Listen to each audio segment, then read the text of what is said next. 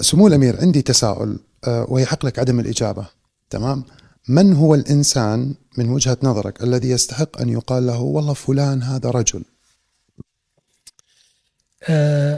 القرآن بين أن هناك فرق بين قولنا هذا ذكر وهذا رجل. جميل. وجاء ذلك واضحا في سورة النور لما قال الله سبحانه: الله نور السماوات والأرض مثل نوره كمشكاة فيها مصباح، المصباح في زجاجة. قال في الآية: يهدي الله لنوره من يشاء. ثم إذا تساءل الإنسان: أين هذا النور يا رب؟ قال الله بعدها مباشرة: في بيوت أذن الله أن ترفع ويذكر فيها اسمه يسبح له فيها بالغدو والآصال رجال. نعرف أنهم رجال لأنهم الله وصفهم من فوق 7 سماوات أنهم رجال. طيب ما هي صفتهم؟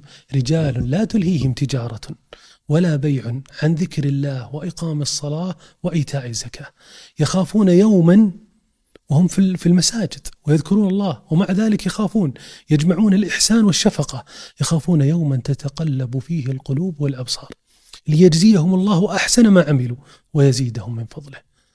هؤلاء الرجال وصفهم الله سبحانه في القرآن. والله يا سمو الأمير، يا رب أقدر أو أكون وصلت إلى جزء من هذا الوصف.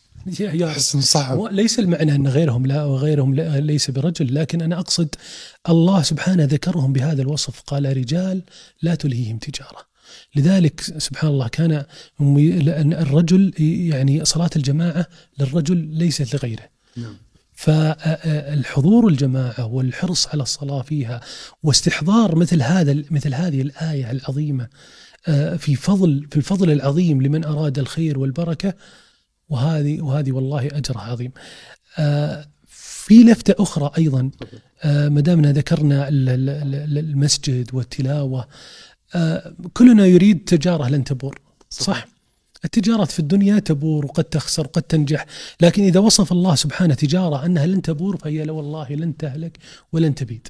يقول الله سبحانه: إن الذين يتلون كتاب الله، 3 أمور: إن الذين يتلون كتاب الله وأقاموا الصلاة وأنفقوا مما رزقناهم سرا وعلانية يرجون تجارة لن تبور ليوفيهم أعمالهم ويزيدهم من فضله إنه غفور شكور. غفور لذنوبنا، شكور لأعمالنا، جل في علاه. جل في علاه. أنا سألت هذا السؤال لأشخاص مرة كثير، لكن الرد اليوم من قبلك سمو الأمير مختلف تماما. الله يجبر خاطرك. في التعليقات اكتبوا لي رأيكم وفي المفهوم اللي تفضل به.